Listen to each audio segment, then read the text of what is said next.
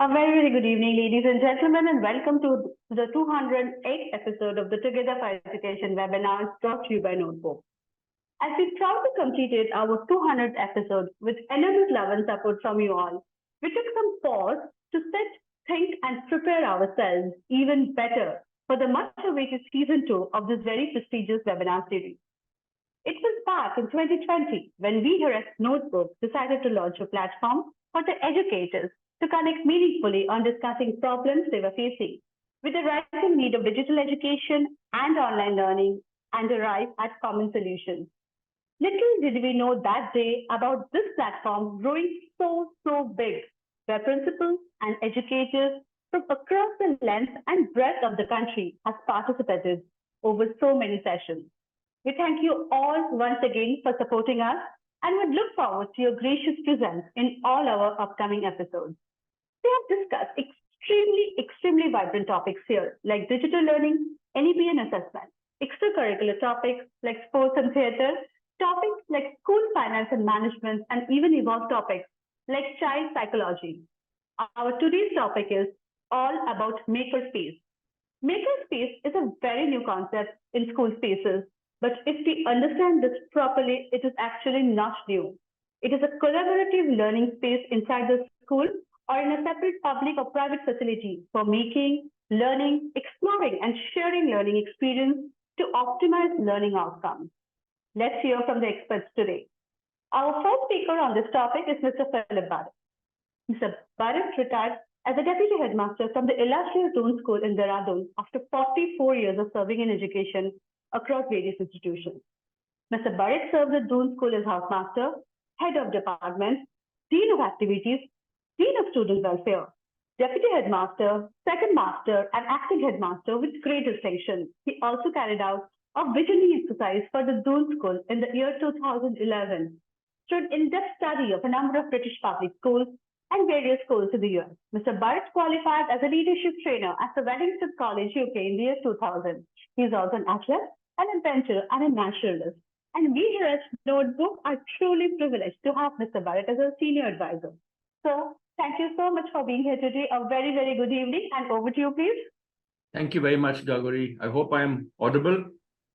Absolutely, Gauri? sir. Yeah, thank you so much. Absolutely, sir, you are. Thank you. Only yesterday I was witnessing a school where the classes were getting ready for an inter-house class softboard competition.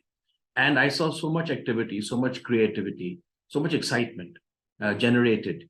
These kids were spying on other classrooms and they were hiding what they were doing. Point is that children learn when they work together and when they work in groups and when they're focused on a joint project and they use their hands. In our days, we had mechano sets, so small bits of metal with nuts and bolts and screwdrivers, and we made cars and models and boats. And then we also had model aeroplanes, which we made together using glue and little parts that came in a box. Nowadays, you have Lego, so creative. And the children are, following blueprints and maps. And nowadays, they even have technical Lego, which have computerized operated parts. Now, the buzzword, as Gauri mentioned, in education today is Makerspace, also called STEM labs or hack labs, which are places where people come together to create or invent things, using traditional crafts or technology.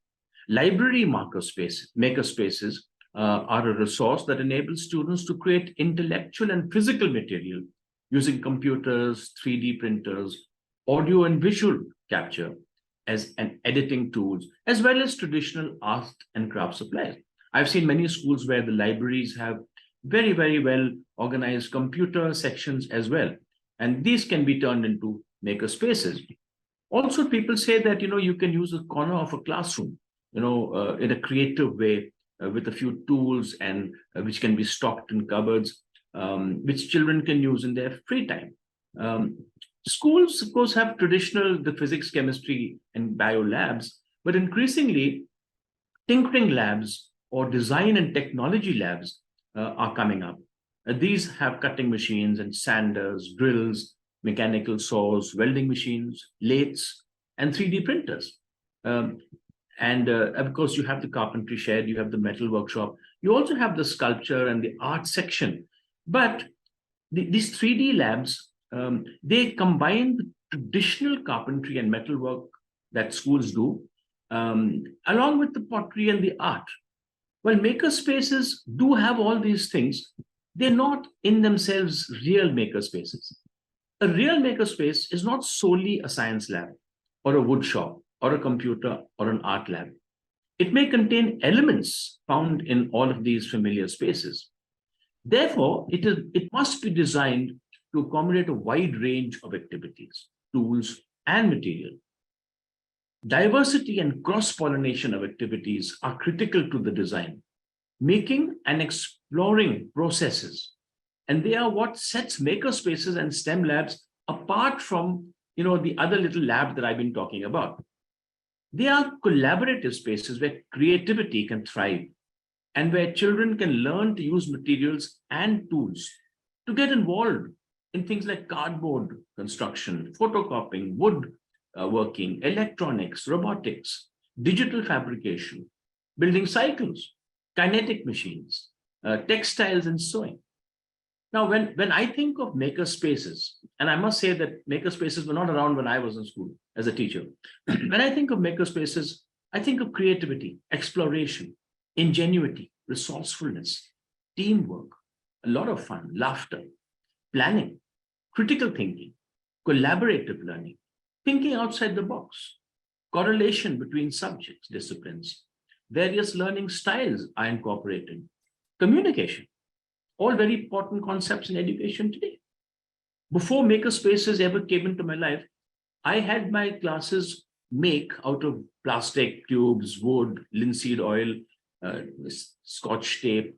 I made them make all the weather recording instruments, the anemometers, the thermometers, the barometers, the cloud meters, the rain gauges. I used normal everyday stuff, but we actually created our own weather recording instruments using oils instead of mercury, wind vanes using ping pong balls, and anemometers. I have also, while I taught geography, I made sure that I used plaster Paris and thermocol and paints to create the valley, the model of the valley in which I live, the Doon Valley, which is a very interesting valley to study. So I always made them make the model before I taught it. Magnetism in school. I remember that we had to make a crane and we had to electromagnetize the metal piece on the crane, which when we put the switch on and off, we could pick up metal filings. So what better way to learn theoretical physics but to make a model of an electromagnet and which operated as a crane? Now, what does Maker Labs actually teach?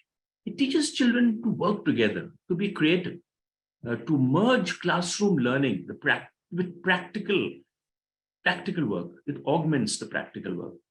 It makes useful items for the children. It helps planning, it helps prepare, budget. It also helps them to be resourceful because they have to collect the bits and pieces that they need. They also learn to work diligently. They work diligently and patiently, perseverance, facing all the failure. Gives children who are not academically strong a chance to showcase their strengths and skills. The teachers in this case become mentors, observers, and motivators. So it's so good to assess children while they work.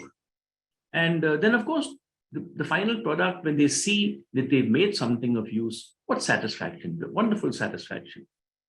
Now, these D&T centers, together with the art schools and the potter's wheel and the fabric design and the sculpture and the arts departments, would give schools a broad base on which children can develop the maker space.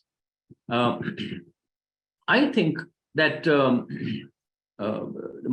it's much better to give these practical projects to children. I see the board exams they have this 20-mark practical, or let's say an assignment question, which the children do at home.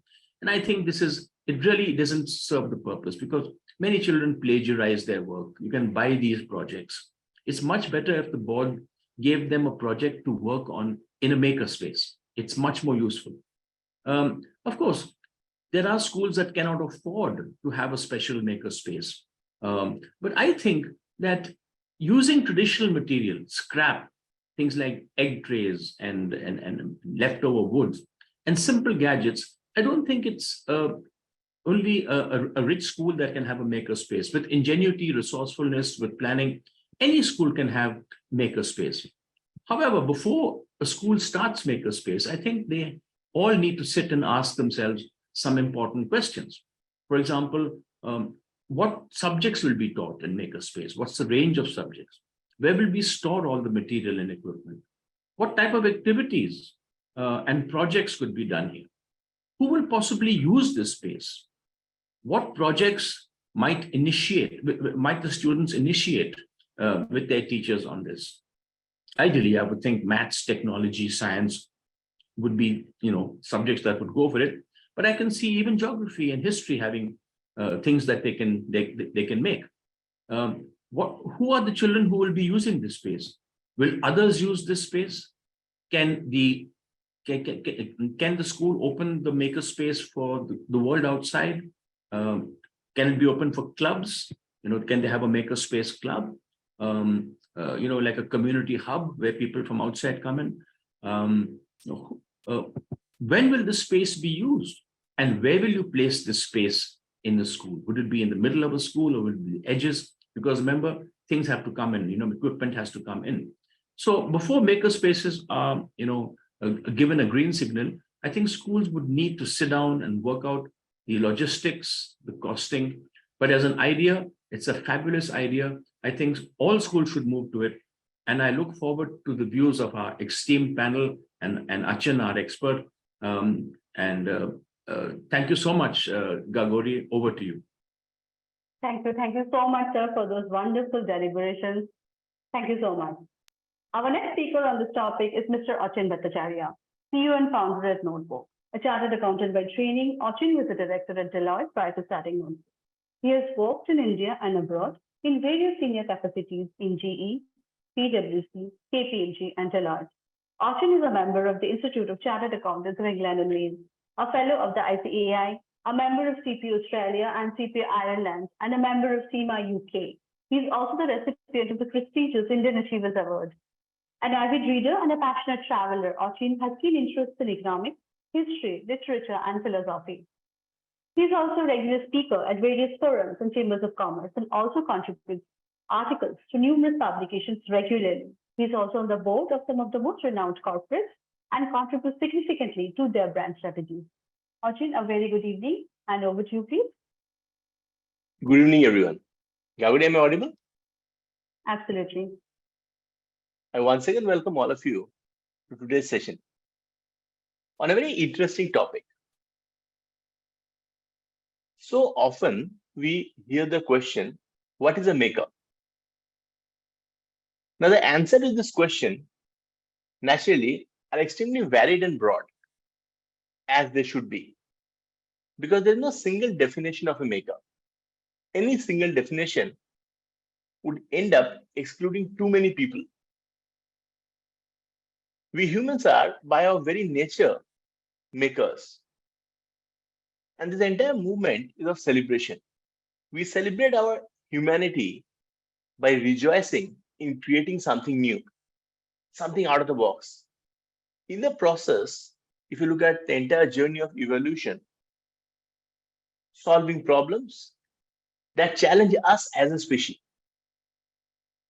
I remember a very apt quote by American actor and educator Adam Savage, who said, humans do two things that makes us unique from other animals. First, we use tools, and second, we tell stories. And he went a step further to say that when you make something, when you create something, you're doing both at once. So that means to give a tangible shape to your creation, to your thought process, you're using a tool to tell a story. Now, that to me is a beautiful sentiment. I remember reading a very good book a few years back. In fact, that was one of the inspirations behind this topic. Maker-centered learning, written by an expert team from the design initiative at Harvard Graduate School of Education's Project Zero, a very famous project, a lot of literature around the world on this. This book provided both a very unique blend of theoretical framework and practical resources, which are so important. Resources for educators, for policymakers, and parents who are navigating this field. It clearly identifies a set of educational practices and ideas that define maker-centered learning and introduces the focal concepts of maker empowerment and sensitivity to design. How to ensure that anything that is being designed is actually meeting the needs of those for whom it is being designed. Are we sensitive enough to the recipient?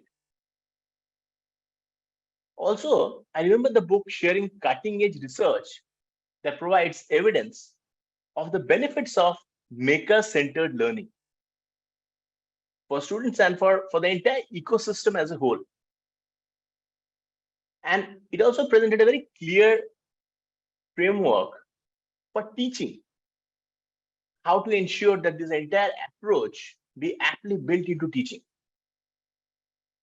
So a lot of valuable educator resources which can actually be applied in our day-to-day teaching, variety of designs, and also a lot of literature about the learning environment, which is so important. And also describe unique thinking routines that foster the primary maker capacities of looking closely, exploring complexity, and finding opportunity. Because as we know, challenges and opportunity, they always go hand in hand. Only when there's a problem, there's an urge to solve it. Now, a surge of voices from all over the world, be it governments, be it industry, academia, have argued since last few decades that it is vital to support maker-centered learning in various education environments. Now,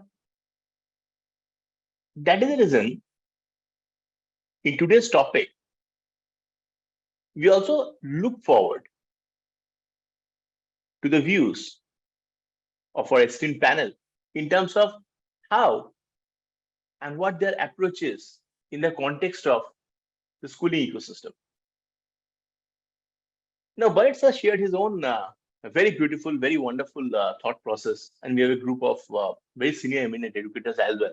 So I'll take a step back and take a more holistic view of things. And now let me share with you, because today's topic, if you see Makerspace, one way of looking at it, and the more important way, as Sir rightly mentioned, is in the context of the entire schooling ecosystem. But if I take a step back and take a leaf out of my own corporate experience and tell you a little bit of a case study in the context of corporate world, this very practical topic of Makerspace. Now, this topic is also very important because the moment we say space, not only physical space, but also what comes in naturally is mental space, giving space to the other person, ensuring that creativity not only exists, but thrives. Now, in terms of workplace management, there is always a challenge. There's always, a little bit of a delicate balancing act between makers and managers. Now, makers, who are also known as individual contributors, for instance, software developers coming up with something unique, engineers, architects, writers, researchers, those who are producing knowledge, and in the process, coming up with innovative solutions for the customer. Now, very often, they may be, although they may work in teams as well, but very often, they may be single contributors who are engrossed in research, trying to find out a solution. Managers, on the other hand, are leaders who integrate across discipline and more of an interface between customer needs and the organization strategy. Very often, because of the distinct roles, that two groups have very distinct and different working styles. For instance, makers who are more like individual contributors need large blocks of uninterrupted time in order to solve complex problems and imagine new solutions. For them, number of meetings during the day could destroy productivity. And when it comes to designing and producing result, it's very important that they get that space of uninterrupted productivity. Now, managers, on the other hand, who operate and who interact with external forces, be it customers, be it various rating agencies, other external partners, vendors, internal stakeholders. On the other hand, their priorities are very different. They need to engage time to time, various meetings during the day. And in the process, at times, they also need to involve makers in those meetings. Hence, there is a conflict. One group who wants uninterrupted, undivided time and wants to focus on something which they're trying to create. The other group who are trying to interact with the external world and trying to utilize the solution, conflicting priorities. So there's an analysis, global analysis, based on data collected from calendar and email information across a broad range of organizations. It showed that makers have an average of around 15 hours of focus time per week. And I'm talking of focus time, completely focus time, no dilution. For managers, it was only around 10 hours. Makers spending around 9 hours for meeting, managers around 18 hours. Makers getting on an average 51 mails, managers around 110. So it clearly shows the difference in terms of working style, habit. So given these differences, the ideal schedule of both groups, there is a serious conflict. But the question is, how can these two groups support each other in maximizing the value of each other's time? On one hand, makers need to be relentlessly protective of uninterrupted work time to ensure that they can deep dive into problems without getting interrupted. And in order to do so, they have to overcome their own fear of missing out, FOMO, missing out on interesting conversations that are happening in the office, in the cafeteria, and prioritize their own work over dropping into meetings. So on one hand, for them, very important to be extremely disciplined, to be able to prioritize, to be away from distractions. Even if you look at appointments, calendars, etc., even if they're working on their own, they need to ensure that their calendar is blocked so that someone else requesting a meeting very clearly knows that he or she is busy. That's called make time. Very, very important. On the other hand, managers who need to ensure that the customer is happy, client is happy, needs to establish a very clear communication protocol with makers without disturbing them, respect their boundaries, and keep meetings in a cluster, high quality meetings, brief meetings, result oriented meetings, meetings which are not meetings just for the sake of meetings. So organizations around the world today, if you see, need both makers and managers. And in fact, more and more leaders are operating as a hybrid. Recently, I was reading about Sundar Pichai coming up with this observation that he ensures that a certain portion of his work hours during the week, he contributes towards innovation, towards development. Amazing, someone at his level. So this phenomenon is happening around the world where we are seeing dedicated makers, people who are very much into development, emerging as great leaders. So not necessarily that these two are in complete isolation or in conflict with each other. Wise leaders don't let the need for information sharing and oversight block productivity. Instead, they will look at ways to support them. So these are few interesting thoughts that I wanted to share. I thank all of you for giving me a very patient hearing. And I now look forward to hear the views and real life experiences of senior educators in the panel here today. Over to you, Gauri. Thank you. Thank you so much for those wonderful deliberations, Achin. Well, ladies and gentlemen, to discuss this topic, we have a wonderful panel lined up for you today. But before we start with the panel discussion, a little bit about us here at Notebook. We at Notebook are an edtech platform that creates short videos pertaining to the school curriculum. This means that every topic from every subject of the school syllabus has been converted into a series of short videos that can be used in two different cases. One is when you as a teacher are starting out a topic in your classroom, you can play one of these videos as a method of visually introducing the topic to your classroom.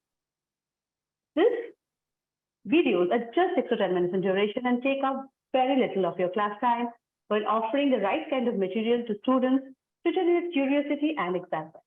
The second is when the student is studying at home months later, they have access to the same video on their personal devices, be it a laptop or a smartphone. They can watch the video over and over again until they get a very clear understanding of the topic that you had taught. What I am going to do now is play a mashup of notebook videos so that you know what they exactly look like. Notebook में आप सभी का स्वागत है। आज हम अग्निपथ नामक कविता पढ़ने वाले हैं, जिस शीर्षक से एक बहुत ही प्रसिद्ध चलचित्र भी बनी थी। इस कविता के कवि हैं हरिवंश राय बच्चन। वृक्ष हो भले खड़े, हो घने हो बड़े, एक पत्र छाह भी, मांग मत मांग मत मांग मत। अग्निपथ अग्निपथ अग्निपथ। तू न थकेगा कभी, तू न थमेगा कभी, तू न मुड़ेगा कभी। कर शपथ कर शपथ कर शपथ। अग्निपथ अग्निपथ अग्निपथ। यह महान दृश्य है, चल रहा मनुष्य है, अश्रु स्वेद रक्त से लथपथ लथपथ लथपथ। Agnipath Agnipath Agnipath. Hello students, welcome to a brand new video of Notebook. So let me explain you how the calculation was performed by the boy. It was 11 p.m. when the boy decided to set the alarm. He set the alarm at 8 a.m. So the total time span is 9 hours.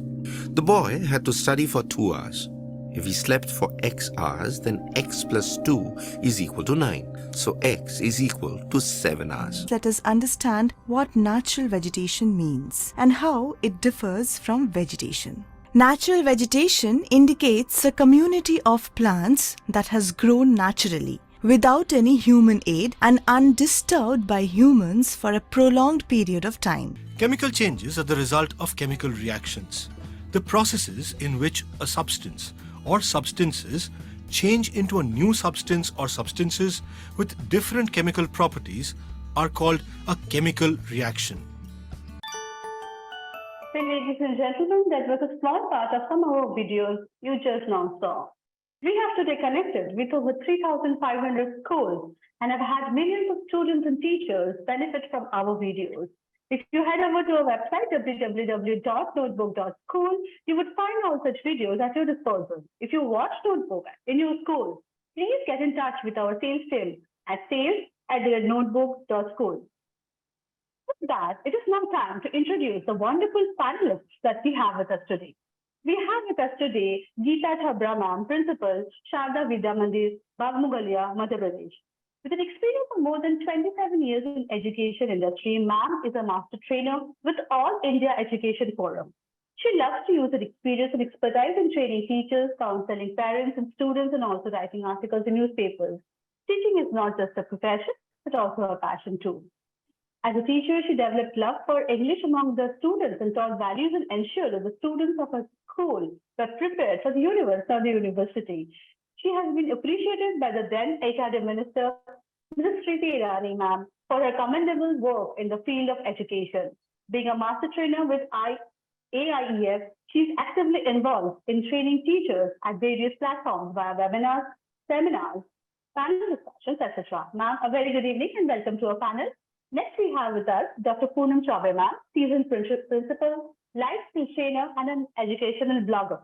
Ma'am has worked in the line of education for more than 26 years and have a rich experience of 15 plus years as administrator.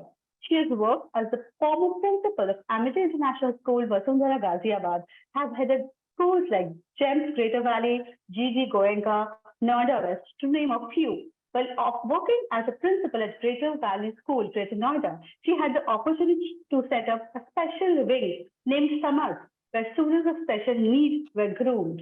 Man has been honored by the Ministry of Human Rights, Liberty and Social Justice, third Manav Adhikar Saman for the exemplary work done for the needs of special children. She has also authored children's books and active education blogger on WordPress. Have interest in horticulture and loves to be creative. Ma'am, a very good evening and welcome to the panel. We also have with us today Mr. Mani TV, sir, Principal, Indian Public School, Dehradun, Uttarakhand. Sir has been teaching since the last 35 years now, including 10 years of administrative experience. Graduating and completing his master's in economics and history, he has taught economics and history to senior classes.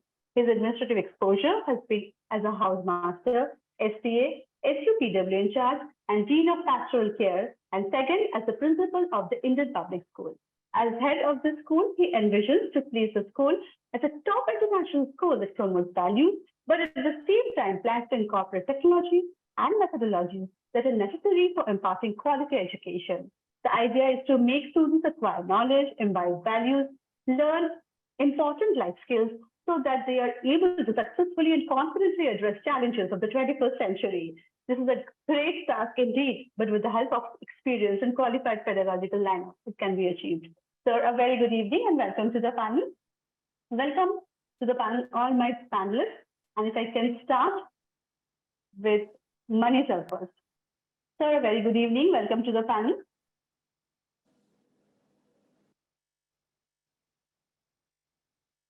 So, you are on mute. You have to unmute yourself. Yes. Ma'am, am I audible?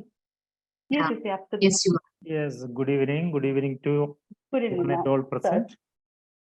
So, So my question to you would be, what is the concept of makerspace in schools in the current scenario, and how do we optimize the utilization of makerspace now? you see, basically saying this makerspace is a new concept. While we were studying in the school, this concept was not there. Actually, that time, the only concept was one bio lab, chemistry lab, physics lab, nothing else. But time has passed, things changed a lot. Now we have to impart quality education to the students means we have to prepare them in such a way that when they are outside the classroom, they should be able to face the challenges that is there in the world.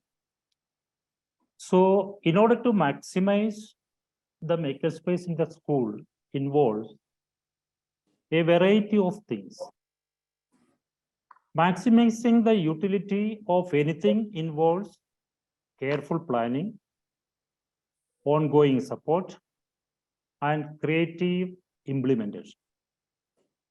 Then only the real utility can come out from any one of the activities we are planning. A makerspace is a virtual environment. This environment encourages hands-on learning, creativity, experimentation, and innovation. So it is a place in a school where each and every child is allowed to involve, participate in various activities and perform. For that purpose, when we create a marketplace in a school, we have to consider a lot of things. First of all, we have to define the goal and the objectives. You see, each and every school has a different setup. If a school there in the remote village, a school there in the semi-urban area, a school there in the metropolitan cities, the requirement is different. Challenges are also different. The children, those who are reaching to that particular school, their background, their thinking, their vision, everything is different. So when we provide certain things in a school, first of all, we have to see for whom we are making these facilities. So define goals and objectives, that is the most important one. A clearly defined goals and objectives can bring the result, otherwise it won't. So when we plan something, what we are going to attain there in the school, rather than, as the Philip sir said, library was the early concept, but we saw that library, art room, drawing and painting activities, computer labs, biophysics, chemistry lab, these all we can integrate together. So it should be a makerspace in a school means it should be a particular place where large number of students having variety of desires and ambitions coming together, interacting according to their own vision, well, their own interest and their own capability, their skill, their quality, accordingly they are performing in some involving some activity. These activities provide certain learning to them. That learning they are going to use in their life in future. So defining the goal and objective is most important one. Then another thing is that select where should we create this space? Where should we arrange such facilities or environment? Again, in the Philip sir, in his talking, he was asking whether it should be in the middle of the school, in the one side of the school, in a remote, that means the entrance of the gate, where we have to place it. And how we are going to place it, that is also very important. So select and create a different place where a variety of activities can be carried out at a time by different students. So it can be workstations, 3D printing, wood cutting, crafting, clay making, clay modeling, etc., etc. Varieties of activities we can include together. Can we know that when we are using it, some activities they need technological knowledge is needed. In some, less technological knowledge is needed. If we are going traditional way of wood works or clay modeling and all, they don't need any technology. Skill is used over there. So we have to think whatever things we are going to integrate. So integrating the thing is another thing. Whether we are linking it with our curriculum or not. Because you see, at present time, the education system, many of the parents, they are aiming at their children should score more and more and more. So the system which we are providing there, whether they are developing, whether we are molding them up to face the future, are we imparting knowledge and helping them to experience themselves in developing their skill? So for that purposes, these make spaces are very important. So select a separate place which is a little away, in my opinion, a little away from the academic activities are carried out, because the burden of academic activity should be totally away from the child when he reaches to this place. So they have to enjoy while they are working. So it can be a little away from the place, in my opinion. Then accessible designing, that is another thing. Whatever things we are providing there in this lab, whether it is a tinkering lab or a computer lab or bio lab or an art room which we are integrating together, it should be accessible, easily accessible. Because you see, the children we have to divide into three categories. One is academically very good, one is a mediocre, one is a little bit difficulty is learning. So all these three types of students should be accessible to the things which we are providing, easily accessible.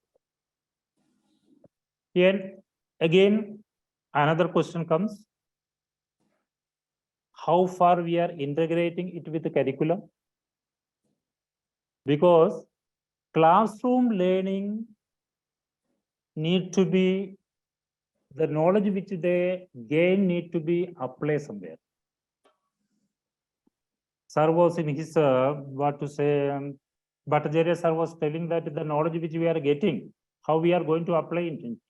In physics, we are learning the electrical circuit, how the bulb is, when we put on switch on, how the bulb burn, we learn it, children learn it.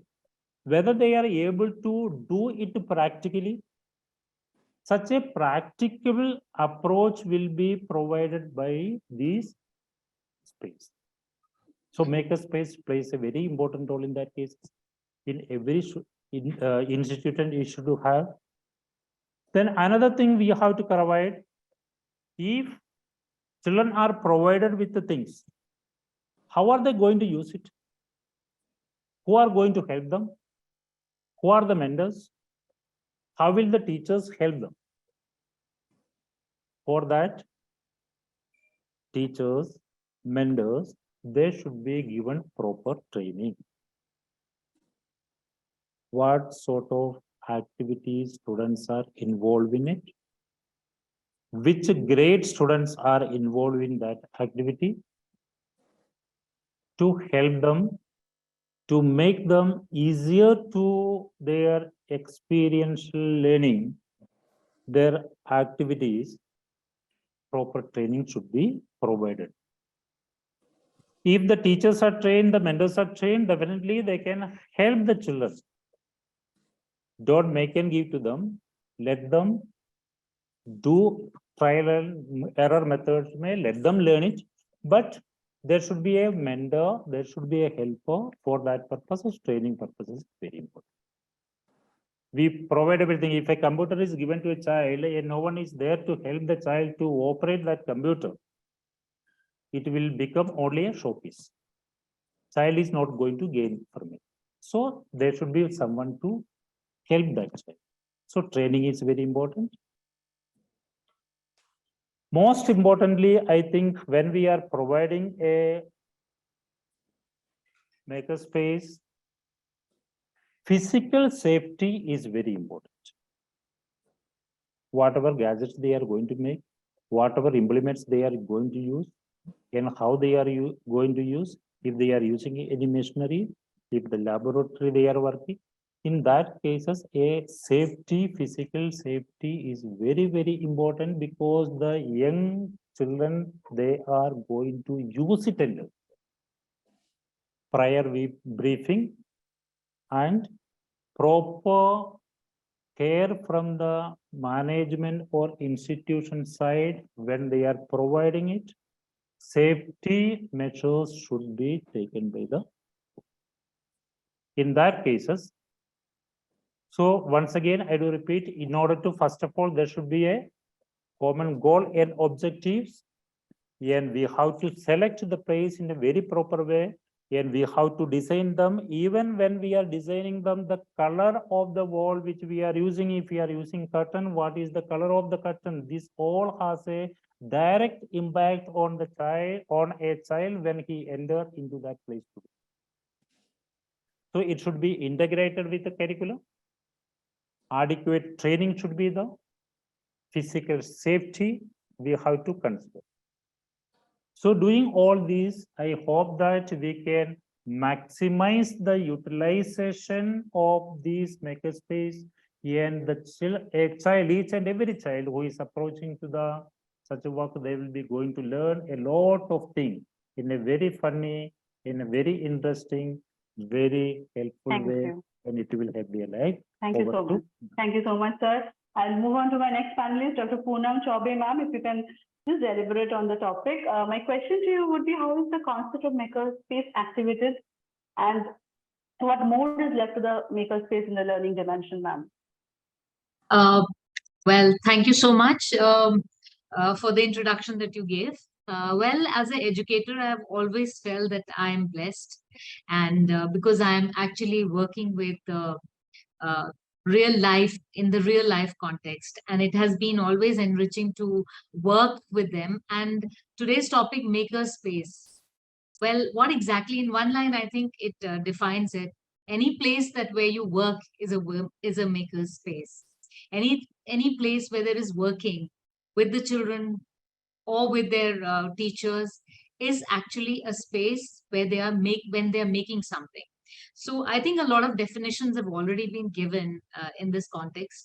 Uh, During the COVID, we have learned that a platform like yours, Notebook, has helped a lot of students to learn well, and a lot of schools have. I've seen a lot of your clippings on the Notebook. Now, how you have actually engaged a large number of students and teachers to carry on the work that couldn't be possible face to face. And I congratulate Notebook for that. And I love Thank the you so little much, ma'am. clippings. Yeah, I love the little clippings and the way that you have put the topics, into subtopics and further into small short videos and stories. Well, I've always felt makerspace can be utilized in the same manner, where technology is a must for today, because the 21st century learner that we are actually now building in our schools have to have knowledge of STEM, where science, technology, maths, and engineering is a must. I don't say that other subjects are not needed, but makerspace must be a space where children are allowed to openly work. There should be a lot of material which is not just STEM related, but it can be dealing with the social studies. You can put materials there in a room, maybe as sir said that it could be a space where it could be a library where a corner could be used, where a table could be put, and um, uh, a lot of boxes with resources which are engaging for the children, where they can come and be allowed to openly work whenever they are free. Because often in classrooms that really doesn't happen. What happens when we give a project in a classroom, it is carried back home, and children often take the help of the other friends or their parents, and actually it's not their own work. So if maker space or a space can be allotted where a topic is given by the teacher or their uh, you know uh, friends, where they have some interest about, say, making a robo, or they want to collect resources like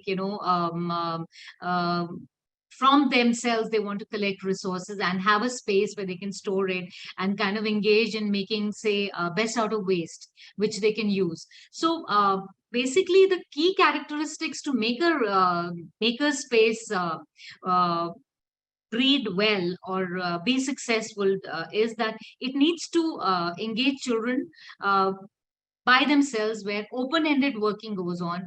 Teachers can be like guides. We can bring in people from outside to work with them, maybe experts. Suppose they're making a robo and they want technical know-how as to how to put those gadgets together. We can ask experts to come in. So basically it is a collaborative working, a space where collaborative working takes place, and that collaboration can be amongst the friends. It could be a senior student, it could be juniors working together where they take help from their seniors, or we could have a parent coming in to help them. So basically the idea is that it should be student centric. Any makerspace should ensure that the material there should be student centric. Maybe it is a project which is ingrained in the curriculum, a topic picked up from the curriculum.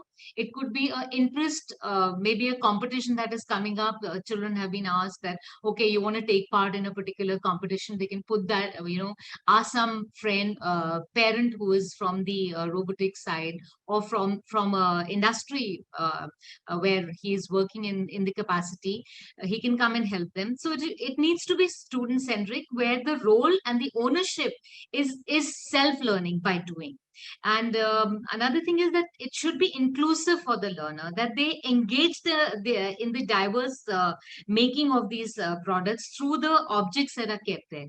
It should be accessible, accessible in the sense that, if a social science project, the children are being asked from the curriculum to be done, they can they can ask a social studies, instead of asking a social studies teacher to help them, they can actually engage a science teacher to give them an angle to it, or a computer teacher. So, like projects like, say, a package, a packet designing. Suppose it is a packet designing for a robo which the children have made. So it has to be collaborative. Now, it is not just that the science project is going on, so the students need to only do science. It can be put together by an art teacher. She can help them to design the artwork for it. Maybe a computer teacher can come and collaborate with those students and teach them the angle to that. So accessibility is this, and the reason why it has to be real time or real hands-on, because in the present time, I think with an initiative like Notebook, learning by self is very important. Children need to learn by self, and by learning themselves, it initiates curiosity. They become curious. They learn to collaborate. Friendships develop. They learn to problem solve. They critically think that if this is a problem, how do I, innovate? How do I get the answer to a particular situation in a makerspace? So makerspace also helps students to understand how spaces can be used. Little spaces can be used, and how they can collaborate in those spaces. So flexible learning also goes on there. Good communication is carried on.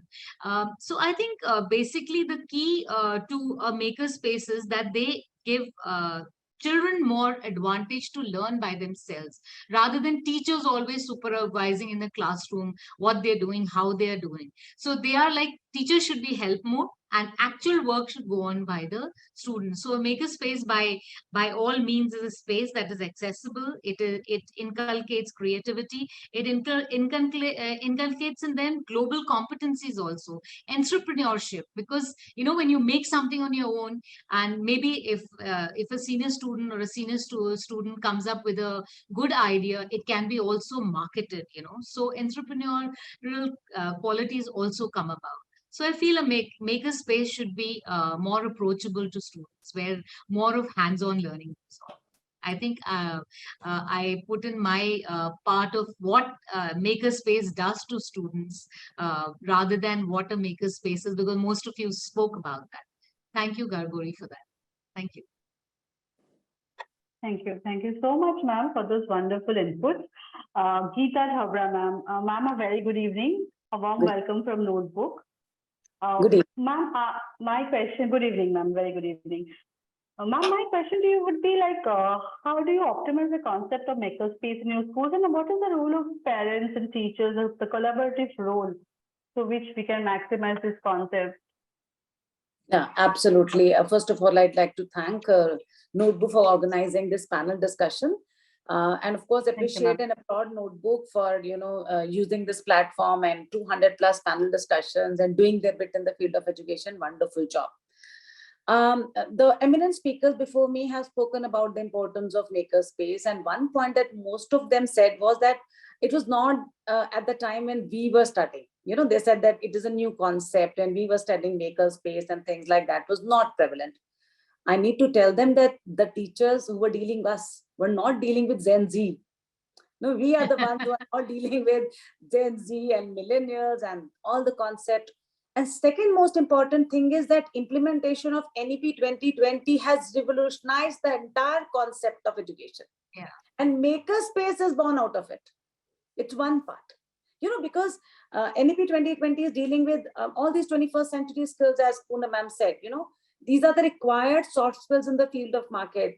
Achin sir was talking about the corporate and how things are different than in real life and in the corporate world. So this makerspace is the concept which is going to make the child a 21st century skills empowered, which has all the required skill set. Like creativity, critical thinking, collaboration, problem solving skills, all these are required. The second thing that most of the eminent speakers before me spoke was about the huge things that are required to develop a makerspace.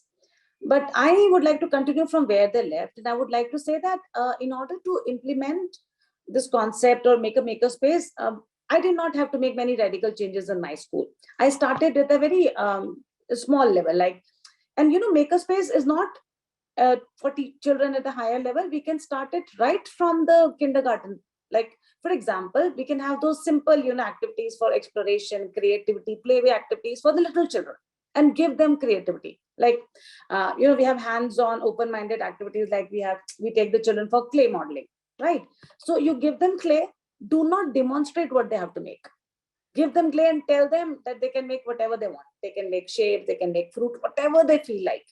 You never know what they will come across. Or like we have a sandpit area where we take a little children.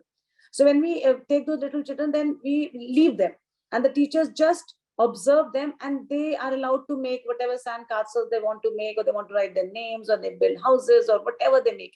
And then we ask them to explain, what have you made? Sometimes we are amazed at their creativity, at their thought process. Building blocks, for example. When you give building block to children, there are building blocks which come with a sample. If you show that sample to the children, then the children will make as per the sample only. But what we do is we give them blocks and leave it to them. They can make whatever they want. And then they tell us what have they made. Art and craft activity. Again, of course, we have to teach them primary color, secondary color, mixing of colors, everything we teach them. But after a certain period of time, for example, we have 4 or 5 periods in a month. One period can be given when they're left on their own. All right, the teachers have taught them. Now today you can make whatever you want, however you want, whatever color you want to use, whatever pattern you want to make.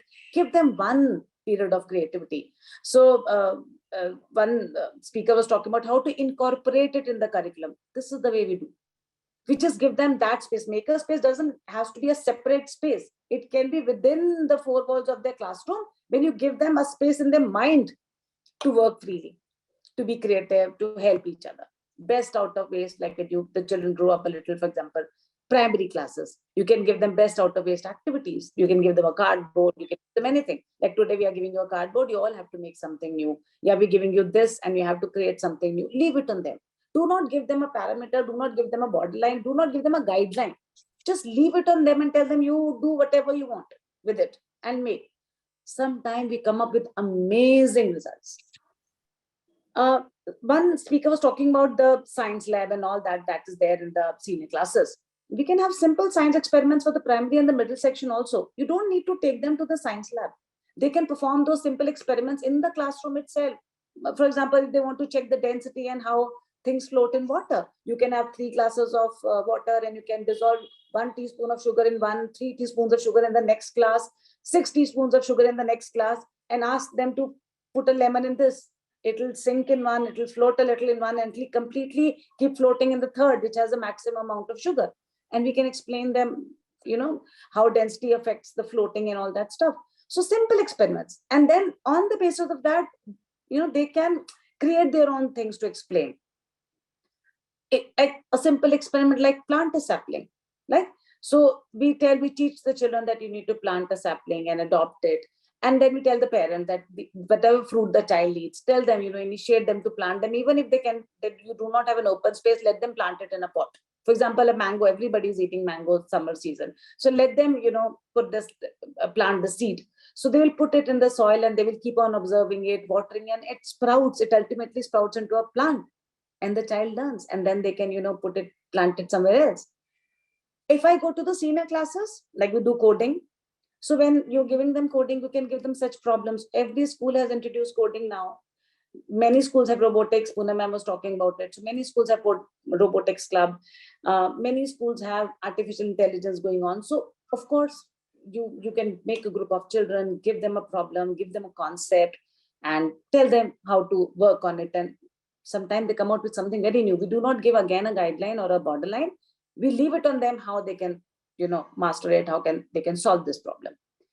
Poonam was also talking about entrepreneurship. But I will just give an example. What we did was we organized this little fete in the school, and there was no eatable stall. There were only game stall. So, for example, we wanted to introduce the middle and the primary. So the middle school children are asked to put up stalls. That you have to devise of a game and you have to put stalls. So suppose 15 stalls were put up, and they were different games. And the the stakeholder, the customers were the primary children. So for example, students of class 4 and 5 were taken. So they all were given just 10 coupons, right? 1, 2, 3, 4 we had written, and they had 10 coupons in their hand. And they were on 20 stalls. And we said, you first, with the teacher, they took a round of the entire campus and all the stalls they saw. And then they were handed over those 10 coupons. Now you can use any 10. So they had to choose. They had to budget. They had to decide out of those 20, which all can we get. This way we are even trying to tell them the limitation that the parents have. They also have a limited money, and the choice is immense, and how they make a choice. So we cannot get everything. We have to make a choice, pick and choose the best. Similarly, to the senior classes, we said, okay, the canteen wala wants to introduce a new cookie in the canteen menu. So all of you, it was class 9th or 10th, we told them, all right, you people can decide what should be incorporated. So they first held a survey. They found out the kind of cookie that is missing, the kind of cookie that is liked the most. It would be a chocolate or chocolate chip or a fruit and chocolate mixed or whatever. Then how it could be prepared, what will be the price of the cookie, what should be the size of the cookie, how much should be served in one serving, and all that whole process was done. And the ingredients were to be measured. So when they went ingredient, then from net they searched the price of those ingredients and how much will it cost each cookie with cost and all that stuff. So then they marketed it and everything, the tasting was going on. So this is how, these are small makerspace ideas that I'm giving, which can be incorporated at any time. You do not need a huge infrastructure for that. Small pieces you can incorporate. And the second question Gagori had was how parents and teachers. Now, teachers are mentors now. They are felicitators. Teachers are no more the ones who tell them what to do. They're not the guide. They're just beside them to just help them when they are going astray. So teachers are there to observe. Most of the work is done by the children. And of course, they're there to guide. And parents, as they can help. Because whatever life learning goes on, the parents have to foster it to them. When you introduce something new. So sometimes parents feel, when we introduced bagless day in a school, there were some students who were still bringing a bag to school. We said, why? So the child said, Mama was saying, which school teaches without books? Menika, tell her our school teaches without books. Because that was the day when we used to teach them life skills. We did not teach them from their curriculum, from their books. That one day was completely assigned for a particular class to be taught life skills for such hands-on activities. And that was the day when we used to have full attendance. The children did not want to miss that day. So parents have to be made aware, and slowly and gradually they also have understood that the child needs more of practical knowledge, experiential learning, and they do come up, they do help us. Some of the parents who are into certain fields, they come to a school, they share the experience. Like for example, we're talking about helpers, or we're teaching children about the various job opportunities. So these parents, they come, they share their time, they share the experience, and they talk to children and tell the hardships they have to face in order to come to this level, and how at every field of education, every career works. So it's an eye-opening session for the children that, all right, if I choose this, this is what I'll have to go through. If I choose this, this is how things are going to happen. I hope I have been able to give some insights on how Makerspace can be a little part of your curriculum and a part of your classroom rather than a huge infrastructure. Thank you so much, ma'am. Absolutely, you've done justice to my question, and thank you so much for your wonderful input. Well, ladies and gentlemen, it has been my absolute pleasure to host this wonderful set of panelists today. Mani sir, Poonam ma'am, and Geeta ma'am. A big thank you from my part, and inviting back Achin for the vote of thanks, please. Wonderful session. I must appreciate and convey my heartfelt thanks to all the esteemed panelists. Really seamless session. Burrett sir, thank you as always for giving us a great start for discussing the topic from a very practical perspective with your decades of experience, sir. Adds tremendous value. Mani sir, thank you so much. I think you very nicely explained the points to consider, starting from goals and objectives. Very, very apt for this topic. So really thankful to you for that, sir. Dr. Poonam Chaubey, ma'am, thank you so much, ma'am, for being a part of this gathering today. And I think very nicely you explained the role of educators, experts, the importance of collaboration, and the fact that it has to be student-centric. So we are completely with you on that, ma'am. No doubt about that. So thank you so much for that, ma'am. Geeta, ma'am, I think some wonderful insights from you, ma'am, including the whole practical side of it, using classroom for simple experiments. And rather than a huge infrastructure, I think how to look at it from a very rational and practical, perspective. So I think overall great session, and I'm sure members of our esteemed audience also found it extremely value-adding. We look forward to your continued support in the sessions to come. Thank you, take care, and goodbye. Thank you very much. Thank you. Thank you, ma'am. Goodbye, ma'am. Goodbye, sir.